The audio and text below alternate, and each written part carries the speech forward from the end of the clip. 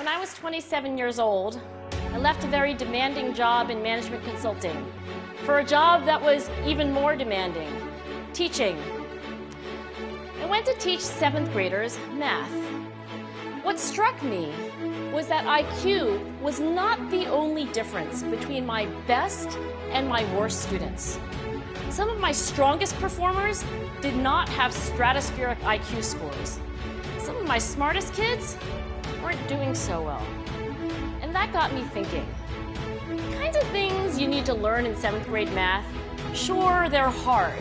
Ratios, decimals, the area of a parallelogram. But these concepts are not impossible. And I was firmly convinced that every one of my students could learn the material if they worked hard and long enough. After several more years of teaching, I came to the conclusion that what we need in education is a much better understanding of students and learning from a motivational perspective, from a psychological perspective. So I left the classroom and I went to graduate school to become a psychologist. I started studying kids and adults in all kinds of super challenging settings. And in every study, my question was, who is successful here and why? My research team and I went to West Point Military Academy. We tried to predict which cadets would stay in military training and which would drop out. We went to the National Spelling Bee and tried to predict which children would advance farthest in competition.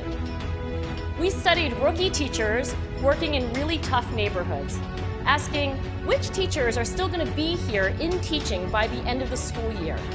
And of those, who will be the most effective at improving learning outcomes for their students? We partnered with private companies asking which of these salespeople is going to keep their jobs and who's going to earn the most money.